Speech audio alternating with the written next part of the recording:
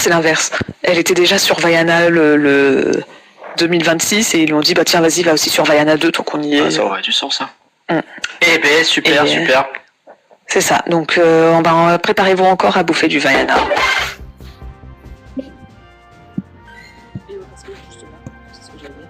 Autrement, en 2025, on va continuer sur les suites avec pour le 26 novembre 2025, Zootopie 2 qui sort au cinéma. Ouais. Et j'espère que ça sera bien parce que je dois admettre qu'on a enchaîné avec les flancs de fin d'année là sur les Disney avec Avalonia, puis Wish, puis Vaiana 2. Wish on a bien aimé, mais enfin quand même c'était pas exceptionnel. Les deux autres c'était pas bien. Moi j'ai bien aimé Avalonia, je maintiens que... Oui c'est vrai que t'avais bien aimé. À chaque fois je pars du principe que non, mais je suis désolé. En fait c'est exactement comme Wish, c'est-à-dire je suis en mode c'est pas alors il finira pas dans un top 20, mais il finira pas non plus dans le top 20. J'allais dire en partant de la fin. Peut-être que si, parce qu'il n'y en a que 60. Oui, c'est vrai. Peut-être qu'à un moment, il passe peut-être dans le top 20. Qu'en fait, il finira. Ok, je le refais. Il finira pas dans le top 10 en haut et il finira pas dans le top 10 en bas. C'est déjà pas mal. Je pense que le top 10, c'est bon. Je peux réussir à trouver 10 films qui sont pires que les deux autres. Ça doit pouvoir se tromper, effectivement. Mais merci, Pauline. Alors, finalement, Vaiana 2, c'est du flan ou c'est pas du flan? C'est du flan. Ouais. Et je pense... Enfin, déjà, ça me rend triste parce que là, je suis une grande fan de Vaiana, mais je le sentais, hein, on va pas se mentir, qu'il n'y a pas un moment... chaque fois, quand toi, le robot sauvage, je disais, j'ai vu le trailer et j'étais en mode, ça a l'air trop bien. Vaiana, depuis que j'ai vu les premières images, j'étais en mode... Salut ceux qui rejoignent. Et on est d'accord que juste, Disney repartira pas... Enfin, je sais même pas si Disney va être nommé pour le meilleur film et pour la meilleure chanson, hein. D'accord qu'ils ont aucune... Pour moi, ils n'ont aucune des deux nominations. Le problème, c'est qu'il n'y a pas énormément de films d'animation marquants en 2024. Alors là, il y a Flo et Robot Sauvage, notamment, qui vont m'aider à remonter un peu la pente. S'il va y avoir des trucs, en vrai, il va y avoir des trucs. Flo, ça m'étonnerait que ça soit nommé. Je pense pas non plus, mais avec la plus précieuse des marchandises, tu vas pouvoir trouver des trucs qui pourraient... Ah ouais, mais là, c'est un truc d'un point de vue très... européen, français, qui... moi, je pense que si tu prends du point de vue des Américains, c'est peut-être des films qui... T'auras Vice Versa 2, et je souffle un peu. Peut-être que Vaiana sera nommée pour meilleur film, mais en tout cas, je pense qu'il y aura 0 nomination pour le... Par pitié, Robot Sauvage gagne l'Oscar, par pitié, Robot Sauvage. Mais ouais, effectivement, c'est joli pour moi. Non, c'est du flan, évidemment. On va pas chercher plus loin. Et pour vous, chers auditrices et chers auditeurs, Vaiana 2, c'est du flan ou c'est pas du flan? Venez nous le dire sur Spotify grâce au sondage qui est lancé sur le podcast. On regardera vos réponses dans le prochain flan. Vous pouvez aussi nous le dire sur Twitter @FolAnimé ou sur Instagram FlanFolAnimé ou sur le Blue Sky de Et la Bête. Et on peut bien entendu continuer la discussion ensemble sur discord.folanimé.com. Merci Pauline pour ton beau travail. Adoré. C'est pas ça qu'on dit.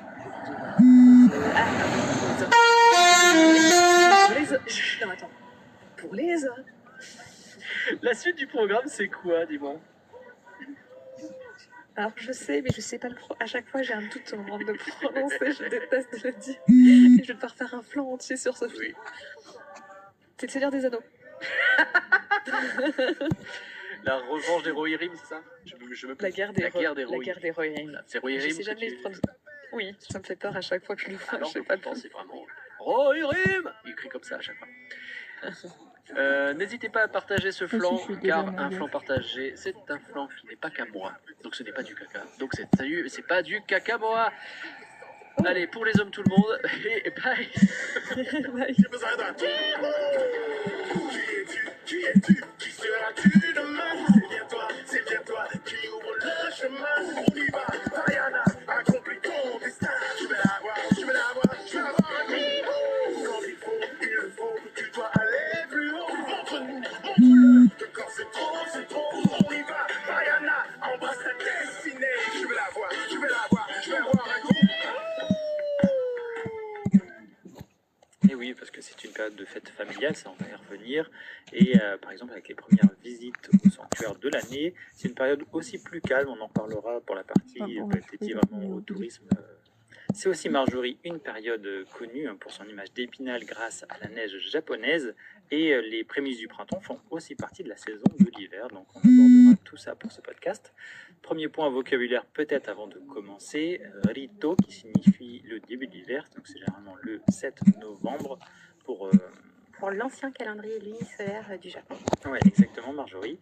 Et Fuyu, qui désigne la saison de l'hiver. Elle va plutôt fin décembre avec le solstice d'hiver. Toji en japonais.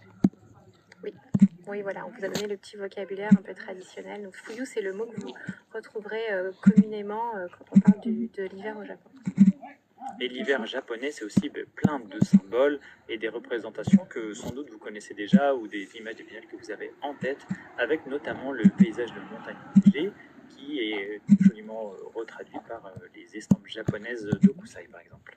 Oui, on a tous ces images en tête de deux grandes couleurs en fait qui composent les tableaux, donc le blanc de la neige et le ciel bleu, puisqu'on est sur une période, on le redira, mais assez dégagée et sèche. Donc on a vraiment des belles journées ensoleillées avec un ciel très bleu et ça c'est très agréable à ce moment-là. Il y a moins de pluie en hiver, ça va être un côté positif. Oui, ne vous attendez pas à ce qu'on vous dise qu'en hiver il fait que froid, non, il y a plein de choses à faire. Donc là, on va parler dans l'introduction de symboles et de dates, mais après on va revenir évidemment en prenant plus le temps sur certains de ces aspects. Autre chose sur les symboles de cette période-là en hiver, l'architecture traditionnelle japonaise aussi, qui est sous la neige est magnifique. Si vous faites des villages, par exemple, avec toit de chaume, vous allez pouvoir retrouver vraiment ce que vous voyez sur les estampes japonaises dont on parlait juste avant. Oui, même chose pour les jardins japonais. Quand ils sont recouverts de neige, ils sont magnifiques également et c'est vraiment des paysages qui sont furtifs, qu'on n'a pas forcément chaque année. Et c'est vrai que si un jour vous avez l'occasion de les voir, c'est vraiment magnifique. Autre symbole, ça sera les festivals de neige qui parsèment un peu le nord du Japon, surtout avec les Yuki Matsuri en japonais et les sources chaudes, puisque c'est sans doute une des plus belles et des meilleures saisons pour profiter à fond des chaleurs naturelles issues des volcans du Japon. Ça va vous assurer un programme de détente et de contemplation et vous pourrez imiter les singes, à moins que ce soit peut-être les singes qui vous imitent quand vous prenez votre scène dehors. C'est ça, oui, tout le monde sera dans l'eau chaude. Et peut-être autre symbole bien plus insolite, la couverture chauffante Kotatsu qui, Marjorie, peut-être tu peux la décrire, est une image du Japon que l'on aime bien aussi, surtout quand on y est. Oui, c'est quelque chose qu'on peut voir aussi dans les animés ou dans les mangas, puisque c'est un peu plus moderne que on va dire les montagnes et les montagnes enneigées. C'est une sorte de gros plaid qui en fait est chauffé et elle est déployée autour des tables basses traditionnelles dans les maisons où on est donc sur un sol en tatami. Et on va s'y mettre dessous et en fait ça réchauffe les pieds et les jambes.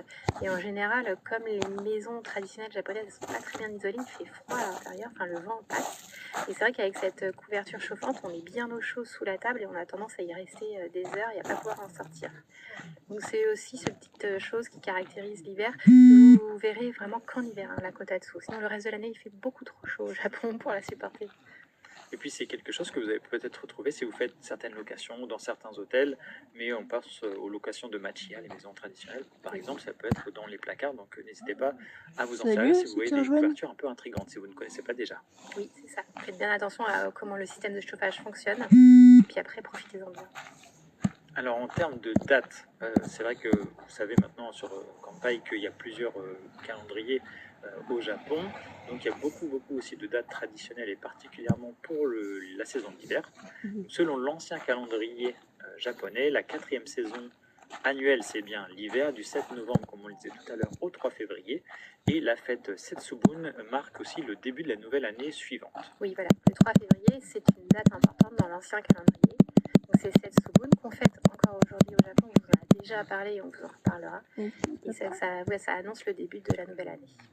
Alors évidemment, dans cette période d'hiver, la saison elle est marquée par les illuminations dans les villes, avec beaucoup d'illuminations aussi dans les rues, dans les jardins, dans les parcs d'attractions également. Vous verrez que, comme on le dit à chaque fois, les parcs d'attractions au Japon ils jouent vraiment le jeu sur la thématique du moment, là, on va dire Noël et la période d'hiver en règle générale.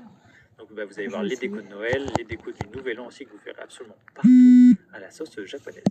C'est ça, c'est vraiment une saison où il fait nuit assez tôt, mais cette nuit finalement elle apporte tout autant d'occasions de visiter parce que là on se retrouve à visiter les sites de nuit illuminés, donc les jardins, les parcs, les rues, et c'est vraiment magnifique. Et on a des gros spots par exemple parfois de cerisiers qui vont être illuminés de guirlandes roses pour faire semblant qu'ils étaient encore en fleurs alors qu'on est en plein hiver et qu'il y a des bouquets de feuilles. Donc ils ont un sens de la mise en scène japonais qui est assez développé et les illuminations pour tous les amateurs, vous en aurez pour votre argent. Juste un petit point sur Noël. On a un article dédié sur Kanpai où vous pourrez retrouver plein d'informations détaillées. Le 25 décembre au Japon n'est pas un jour férié. Ils ne fêtent pas Noël comme nous en Europe ou en Occident, puisque ce n'est pas un pays d'origine chrétienne. Donc ils ont l'esprit de Noël pour tout ce qui est décoration, la chasse au Père Noël, etc. On offre parfois des cadeaux plutôt aux enfants. On offre des cadeaux plutôt aux enfants ou entre amoureux. Et après, le 25 décembre est un jour complètement comme un autre, un jour de travail, un jour d'école. Et ce n'est pas un jour férié. Donc, l'illumination et tout ce qui est décoration, souvent, elle s'arrête au 25 décembre ou quelques jours après. Il n'y aura plus rien et on passera à la suite. Et, ce qui importe le plus les Japonais, c'est plutôt la fin de l'année, Charlie. Oui, juste avant donc de terminer l'année, il y a Osoji qui est le grand ménage de la maison, mais on va dire que c'est aussi un rite qu'on peut retrouver, un rite de purification qu'on peut retrouver au travail, ça va se faire dans les bureaux, dans les entreprises, etc. En plus des ménages. Donc là, on profite de cette fin d'année pour faire ces rites de purification de son chez-soi, de là où on s'élève, là où on travaille. Exactement. Le nouvel an a une symbolique qui est bien plus forte que Noël pour les Japonais. Et donc, ils vont clôturer l'année de la meilleure façon pour pouvoir ensuite la recommencer sous de bonnes augures. Et pour avoir ces bonnes augures, c'est la trêve du nouvel an, Shogatsu en japonais. Le pays, lui, va s'arrêter quasiment complètement de travailler du 29 décembre jusqu'au 3 janvier en moyenne. Et c'est aussi une période de fermeture annuelle des musées, des restaurants, d'entreprises. Il y a pas mal de fêtes familiales, comme par exemple au Misoka, où les familles vont se réunir pour fêter le nouvel an entre elles. Et le début de l'année, c'est évidemment pour les Japonais le moment de poser ses meilleurs vœux de bonne année et de bonne santé à son entourage et à ses amis. Et si vous ne le saviez pas, eh bien, le Japon fait partie des pays qui mettent le plus en lumière cette tradition d'écrire des cartes de vœux à ses proches. Et en 2003, même si ça remonte, on peut noter un des records japonais avec 4,4 milliards de cartes de vœux envoyées. Donc cette tradition japonaise que l'on appelle Nenganjo illustre bien cela et c'est un sacré business, Marjorie, au Japon. Oui, les cartes de vœux papier, j'entends, on n'envoie pas des mails, c'est trop impersonnel, mais les cartes de vœux papier, c'est vraiment une tradition qui perdure à chaque grand passage dans l'année. Et le Nouvel An en fait partie, et c'est vrai qu'il existe encore cette coutume-là dans certaines familles, dans certaines entreprises ou régions, de prendre le temps d'écrire à chacun, d'envoyer un vœu, etc. Chez nous, on trouve encore des cartes de vœux dans les magasins. Est-ce que tout le monde en envoie encore? Je ne suis pas sûre. C'est un peu perdu de popularité. Au Japon, ça reste. De toute façon, vous retrouverez, ils ont quand même un amour du papier qui est encore assez présent. Et il existe plein de boutiques de papeterie et qui sont très, très fournies avec des cartes qui changent à chaque saison. Vous avez un choix énorme.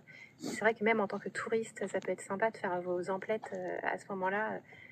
Pour vous, votre famille ou pour vous-même en fait, pour la décoration de chez vous. Donc autre point Charlie pour tout ce qui est en fin d'année, en même temps qu'on remercie avec des cartes de vœux, on va aussi faire des espèces d'apéros de fin d'année. Donc dans les entreprises, c'est un nom que pour tous ceux qui travaillent au Japon connaissent, c'est les Bonenkai. Donc ça va être des soirées où on va se souhaiter une bonne fin d'année entre salariés, avec aussi ses patrons, etc.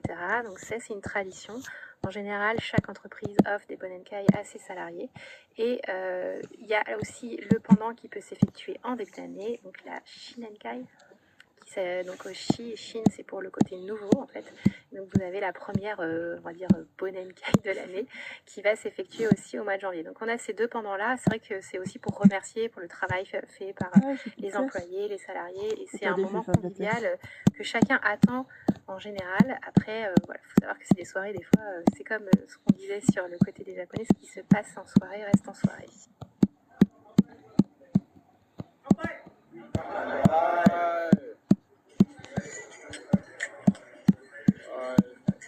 Oui, donc là, on assiste. Alors, c'est souvent quand même soit l'un, soit l'autre, soit le Bonenkai, soit le Shinenkai. C'est pas forcément les deux. Et là, attendez-vous à ce que les izakaya soient pleins à craquer, puisque c'est la tradition un peu partout. Donc, c'est aussi le moment où ils s'en donnent à cœur joie. Voilà, il y a un petit peu de relâchement. Ça reste bon enfant, mais voilà, vous verrez vos collègues sous un autre jour. Il y aurait encore plein d'autres choses à vous dire, mais là, n'hésitez pas à vous abonner.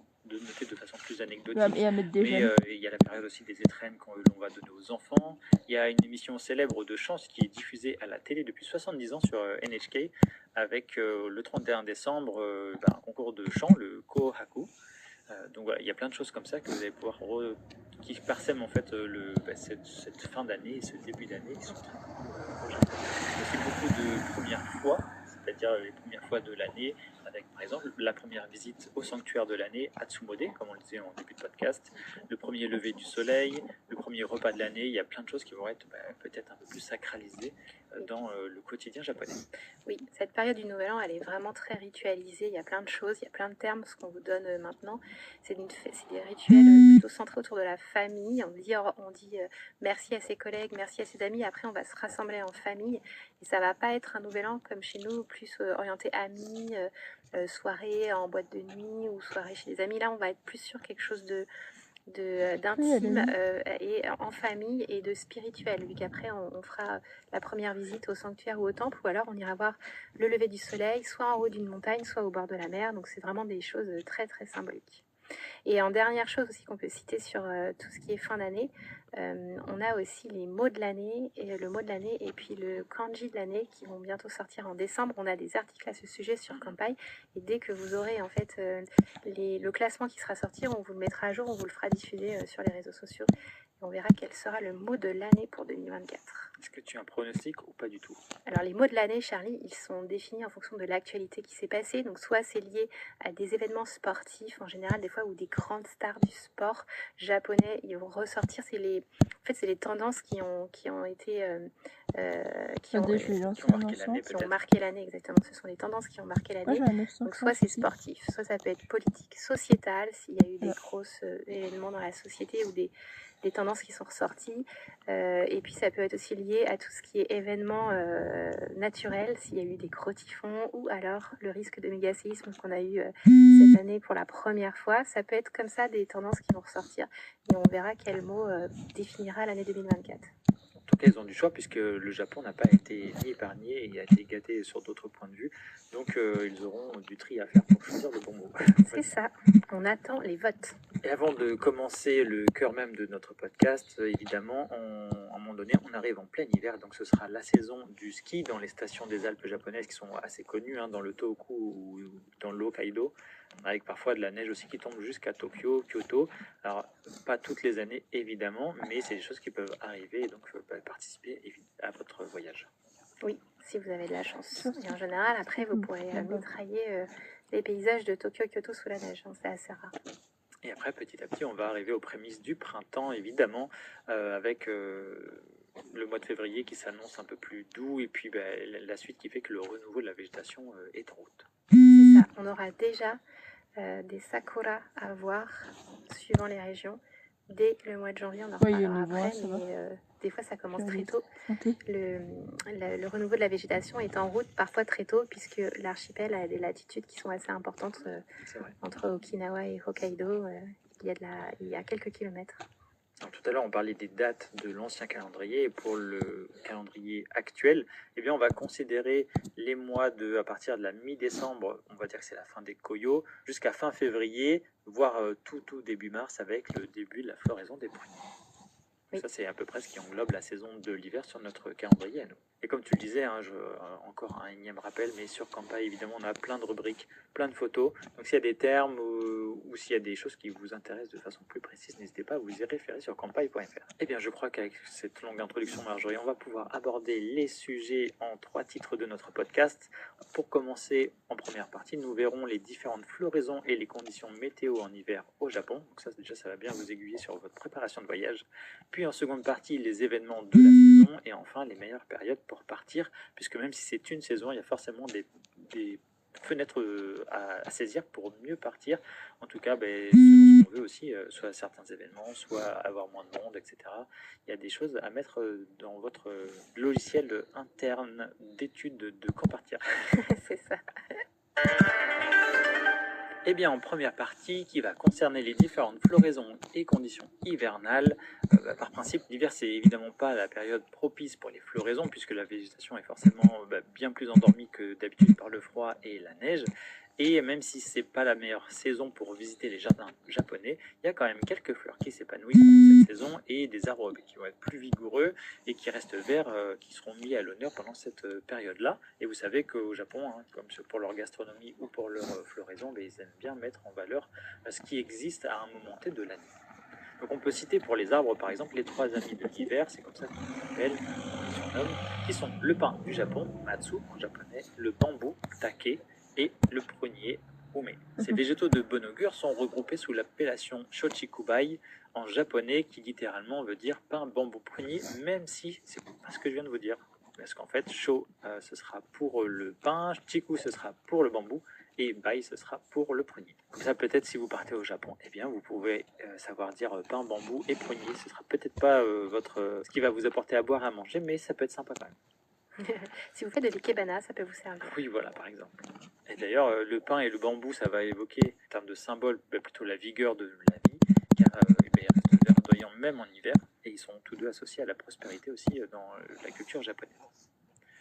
Donc ça en fait, tu nous parlais d'ikebana, mais ça en fait des ornements traditionnels de choix pour des événements festifs, puisqu'on aime bien aussi créer des compositions, notamment avec le kadomatsu, que l'on place au milieu du seuil des maisons, des boutiques, des restaurants ou alors d'auberges au Japon. Et ça, c'est lié au shintoïsme, Marjorie. Oui, ça permet de s'attirer les bonnes augures. Et vous en verrez partout à la période de fin d'année et de début d'année, notamment à Tokyo, même dans les grandes villes, même dans des magasins, voilà, de grands magasins ou avec des enseignes qui sont des fois internationales. En général, elles ont leur kadomatsu qui est à l'entrée. Donc, voilà, c'est une grande composition avec des bambous qui s'étirent vers le haut. Et vous les verrez, elles sont mises en avant. Il y en a certaines qui coûtent assez cher parce qu'elles sont assez grosses, donc ils les mettent bien en avant pour s'attirer les bonnes faveurs. Cette terminologie de végétaux japonais. Oui, voilà, parce que vous saurez pourquoi vous voyez toujours la même chose devant tous les magasins. En fait. C'est qu'il y a une symbolique derrière qui est très forte. Et un dernier terme d'ailleurs par rapport à ces arbres japonais, peut-être si vous pouvez retenir Yukitsuri, qui est le revêtement de protection paille, on va dire, des pins, où ça fait une forme de parapluie. Oui, c'est ça. Oui, c'est comme un petit parasol. Un parapluie, c'est pour que si la neige tombe, en fait, elle ne vienne pas alourdir et donc casser les branches de pin pendant l'hiver. Et ça, en général, c'est mis courant automne. Vous les voyez dans les jardins japonais, c'est tiré. Et ça fait comme un petit chapiteau au-dessus des pins, et notamment des pins les plus âgés, les plus majestueux, où on va essayer en fait de les garder en bonne santé, puis qu'on va garder leur forme aussi très travaillée parfois, et qui est assez jolie. Donc ça fait aussi, ça habille un peu les jardins japonais quand il y a un peu moins de floraison.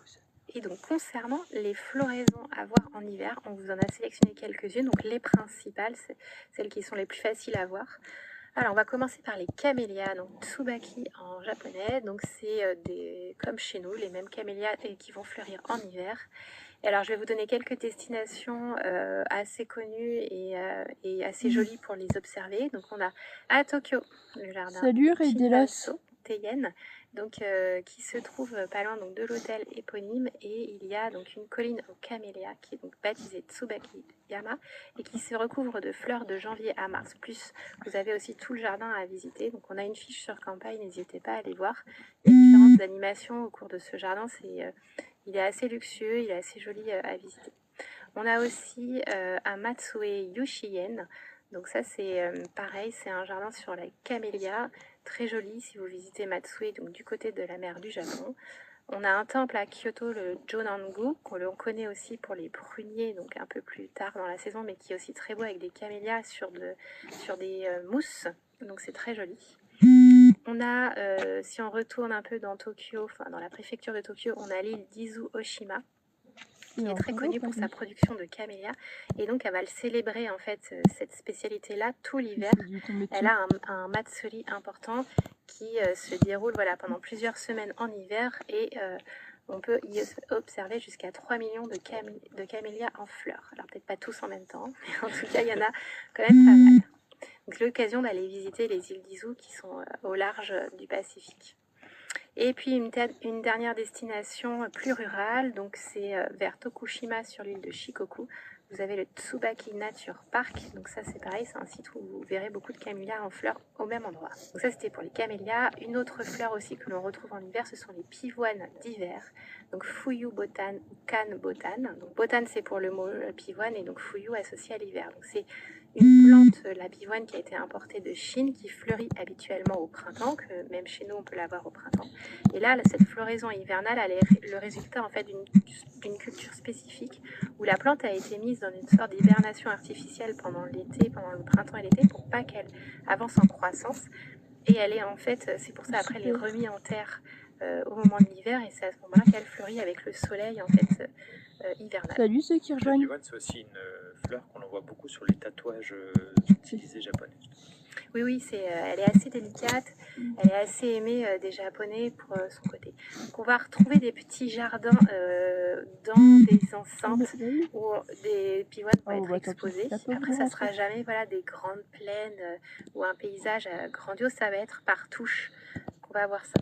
Donc une des destinations les plus connues pour nous touristes, on va dire, c'est au sanctuaire Ueno Toshogu à Tokyo, donc dans le parc de Ueno.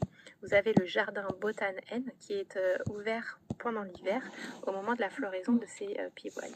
Et donc là, on peut voir en général les fleurs qui sont également abritées d'un parasol en paille, un peu comme les pins.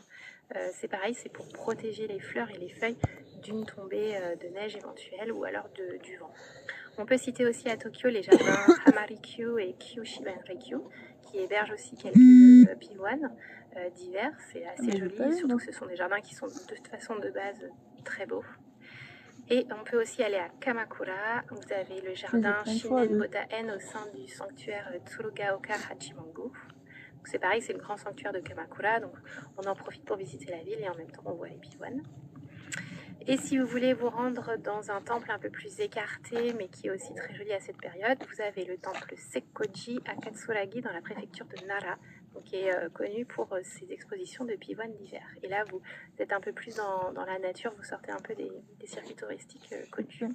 Puis, pour avoir un peu plus une image claire de ce que tu nous expliques, Marjorie, sur le site de Kanpai, vous pouvez vous y référer, parce qu'on aime bien aussi mettre en avant, parfois quand on peut, les fleurs du moment. Alors, je dis pas qu'à chaque article, il y aura les fleurs d'hiver, ça c'est sûr que non, mais si ça peut vous aiguiller, parce que là, il y a quand même beaucoup de noms de jardins, d'endroits en tout cas à visiter, eh bien, ça peut accompagner votre hiver au Japon, et donc vous renseigner un peu mieux sur le site kanpai.fr. Oui, on a fait l'exposition du jardin Botaen à Ueno Toshogu à cette période. Donc si vous voulez voir à quoi ressemblent les pivoines sous leur petit chapeau de paille, nous l'avons sur cette fiche. Et donc on avance un peu dans l'hiver pour se diriger doucement vers le printemps. Et donc on a les premiers bulbes qui vont fleurir. Et au Japon, on a aussi donc les jonquilles narcisses que l'on va baptiser le nom de Suisen. Donc tout ce que vous verrez avec un nom genre Suisen Park, vous savez qu'à ce moment-là, vous aurez des jonquilles.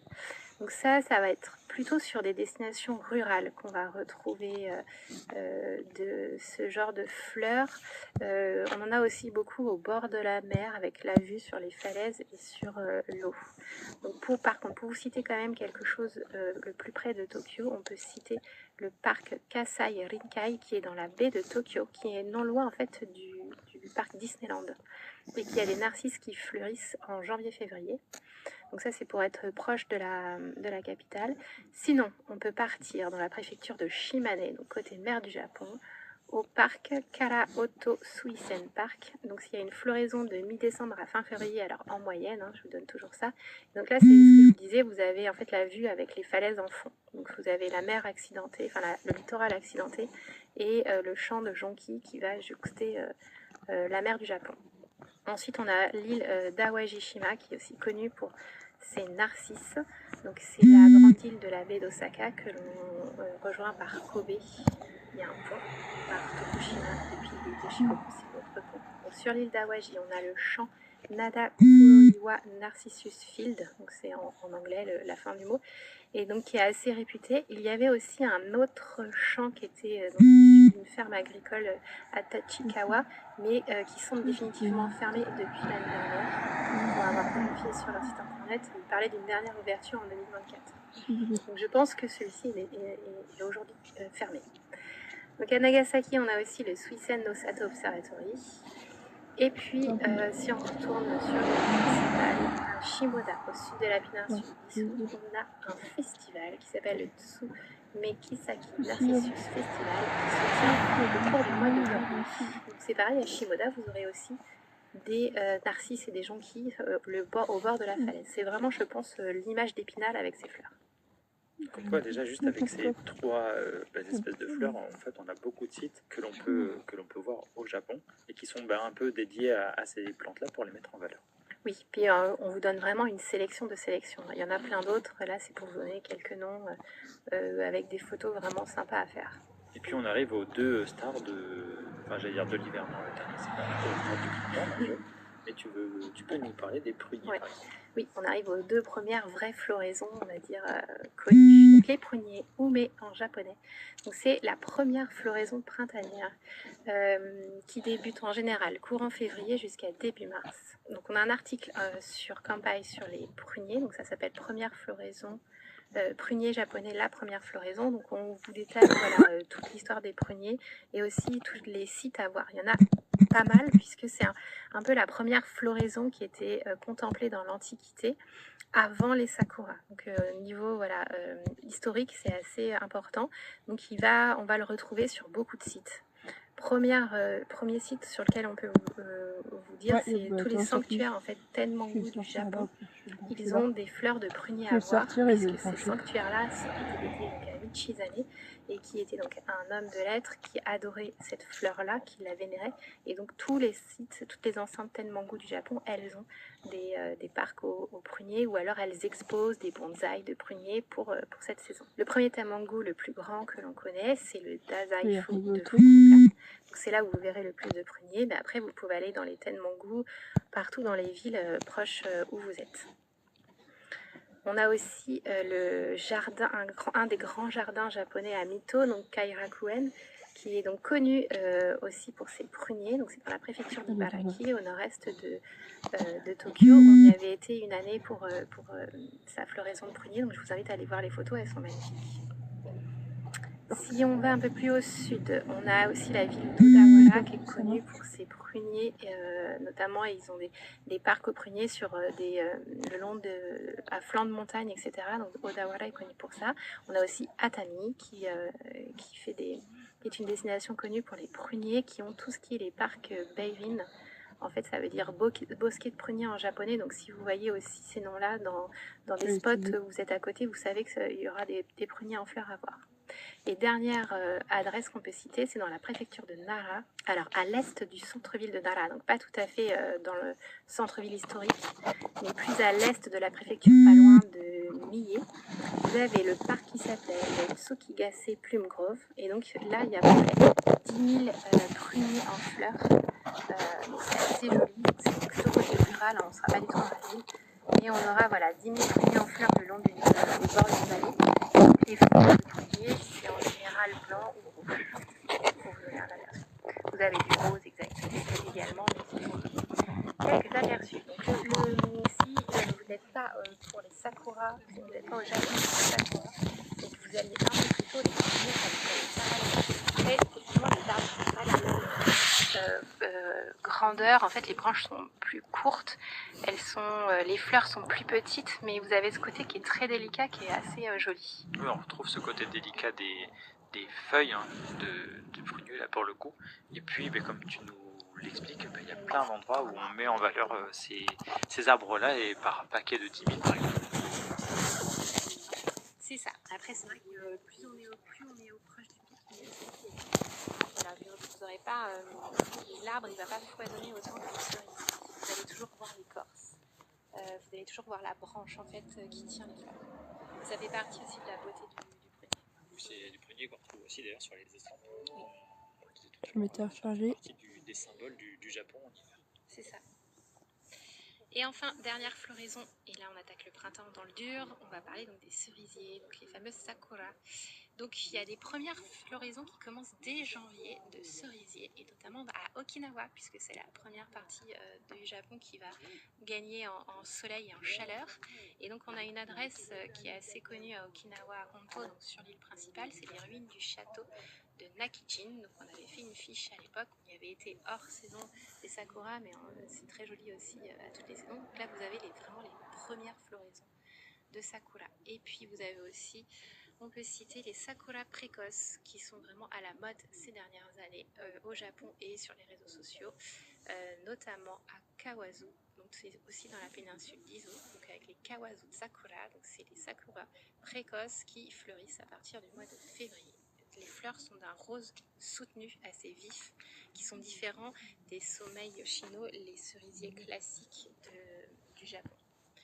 Et puis pour citer une autre adresse de cerisier précoce, cette fois-ci on va à Kyoto au sud, donc dans l'arrondissement de Fushimi, avec le long du canal Yodo Suihiro Waterway, où on a en fait quelques kawazu de sakura qui fleurissent, et aussi on a des cerisiers du Nouvel An. Donc là ils sont pas beaucoup, ils sont quelques-uns, mais qui fleurissent dès la fin janvier et courent en février, et ils sont baptisés Shogatsu Sakura, les cerisiers du Nouvel An. Vous pourrez voir, si vous regardez sur les réseaux sociaux, à cette période-là, vous verrez quelques personnes aller prendre ces magnifiques cerisiers en photo.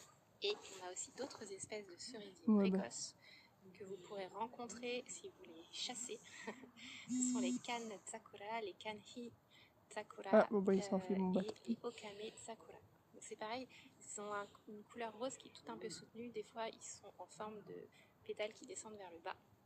Et en fait, ça va être quelques arbres qui vont fleurir soit dans les jardins, soit le long des routes, etc. N'hésitez pas à aller chercher sur Kampai, on a fait plusieurs fiches à ce sujet. Et autre fleur plus insolite peut-être ces dernières années que vous allez pouvoir retrouver chez les fleuristes au Japon, les choux ornementaux, ils sont très appréciés comme fleurs coupées ou comme plantes adaptées à la plantation groupée, par exemple dans les jardins de maison. Oui, dans les jardins. Un bouquet ainsi composé de choux, et bien en fait ça va ressembler un peu à un bouquet de roses. Ça paraît très étonnant, mais vous en verrez peut-être justement sur les fleuristes japonais. Oui, et en plus les couleurs sont assez jolies de mémoire, ça tourne entre le violet, un peu le bleu, et puis le vert tendre et le blanc du chou. Vous avez des petites colorations comme ça différentes, ça égaye en fait la saison. Alors c'est vrai que de parler de ces floraisons, plutôt de dire seulement que évidemment il y a des camélias, des jonquilles, des pivoines, etc. La Marguerite, tu nous as donné plein aussi de sites à voir, donc vous avez qui est retourné.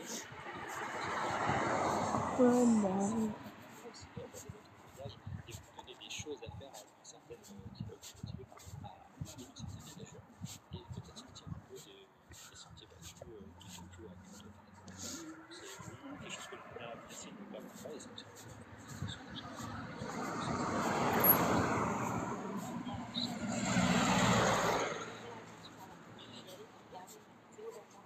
en général, tous ces sites-là, ils mettent sur leur site officiel un point météo du jour et vous voyez l'état d'avancement de la floraison.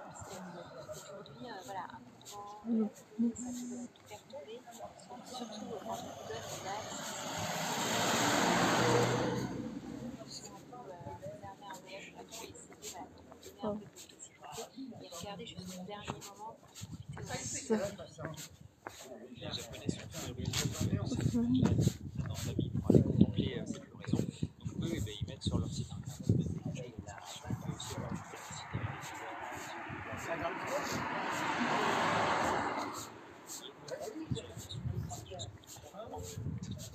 Et ne vous pas sur place en général, un petit food truck, un stand qui a taille de nourriture locale et vous contemplerez vos fleurs tout en mangeant délicieux.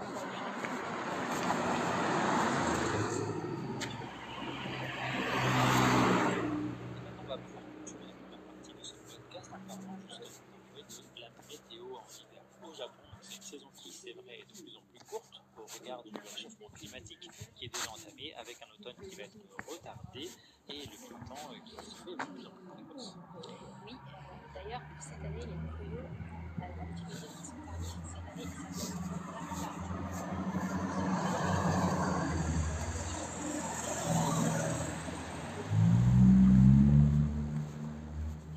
et les dernières dates en fait, de prévision des Koyo pour 2024, c'est prévu à Tokyo, et ça sera le 5 décembre. Et là, on bientôt on fêtera Noël en regardant Unikoyo. Je ne sais pas si c'est une bonne nouvelle. Oui, voilà, c'est pour ça que je disais malheureusement que c'est pas prévu que ça se passe comme ça normalement, puisque la nature est bien faite. Oui, mais le réchauffement climatique moins. Donc c'est vrai que c'est une nuit qui va se raccourcir. Il y en a qui fleurissent des janvier parce que c'est normal, mais ça court à tout parce que vous voyez déjà des couleurs roses de février dans pas mal de sites. L'hiver est sec et janvier c'est le mois le plus froid de l'année au Japon. Ouais, c'est bon, je l'ai mis KO. Je l'ai mis KO.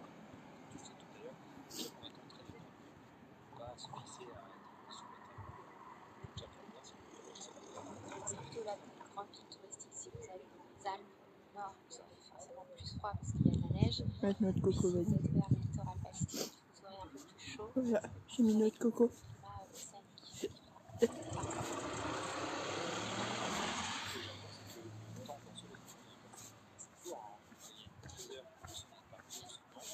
Mais ça vous donne un beau ciel bleu sans venir et des couchers de soleil au moins 17 heures. Bien en profiter. Très bien, le coucher de soleil, c'est ça, voilà, la journée ça va pas à 17h, c'est vrai. Et voyager au Japon, c'est aussi l'occasion de parcourir un Japon qui va être multiple, même en hiver. On peut passer de la haute montagne enneigée au nord du Japon, voire même avec sa mer de glace tout au nord, avec son nom de sonorité au sud. On va dire maintenant que chercher et risquer, ce sera forcément loupé. Donc il s'agit de la mer d'Okhotsk à Hokkaido. Oui, voilà. Vous allez dans la ville d'Abashi, c'est plus facile à dire. C'est le port où vous avez des croisières sur la mer de glace quand voilà, quand l'eau gèle et forme une espèce de banquise de mer qui s'appelle Ryuhige. Et alors, malheureusement, elle est de moins en moins épaisse chaque année, forcément.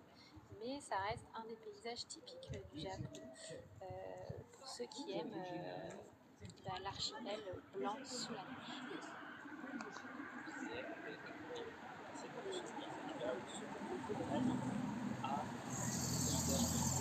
Ensoleillé avec le littoral subtropical Pacifique au sud du Japon, avec soit le Okinawa, soit le Kyushu, par exemple, des endroits beaucoup plus doux, avec déjà des premières raisons à observer. Et donc l'hiver au Japon, il a plusieurs avantages en termes de météo. C'est notamment le moment parfait, idéal pour profiter des bains Seine-Marjorie avec les stations thermales en montagne. Il va pas sauter quand même. C'était quelques destinations. Il a déjà fait le coup. Oui, Charlie, Satsu à Kona, Ginzan Onsen et Noto Onsen dans le Tohoku, Yonishigawa Onsen à Nikko, et puis également on peut citer le parc aux singes de Jigokudani. Alors là, c'est pas vous qui vous baignerez, c'est on regardera les singes se baigner.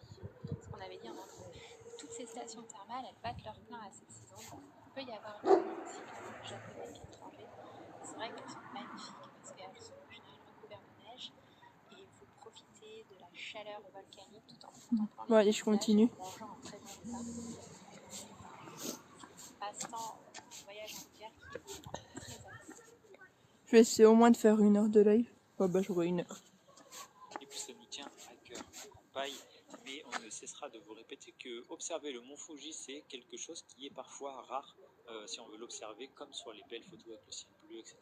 Puisqu'en fait, même si on a l'impression qu'il fait très beau, enfin il fait très beau sur les photos, mais c'est des photos qui sont comme plus prises, comme sur les belles photos avec le ciel bleu, etc.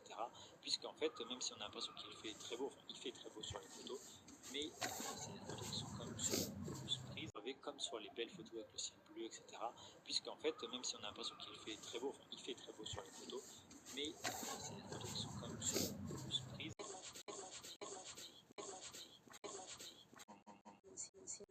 C'était férié parce que c'était le jour de l'anniversaire de l'ancien empereur. C'était férié parce que c'était le jour de l'anniversaire de l'ancien empereur de l'ère Heisei. Et depuis que Naruhito est arrivé au pouvoir en 2019, le jour férié est le 23 février pour son anniversaire et c'est couplé avec le jour de Fuji. Le 2 janvier, on va retrouver les vœux de l'empereur du Japon au palais impérial de Tokyo. Au moins, il faut finir la route.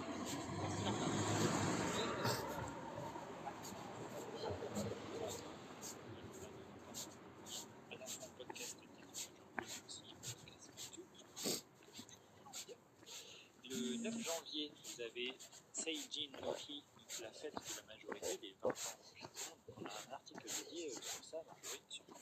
Oui, vous pouvez avoir tout le détail de l'historique et de l'avenir de cette fête. Et on vous cite les jours fériés puisque c'est souvent important à prendre en compte. Parce que si vous trouvez au Japon, soit pour réserver vos logements, que vous déplacez, etc., ça peut aussi être un voyage de façon positive. Des choses à prendre sur place. On pourrait noter d'ailleurs au passage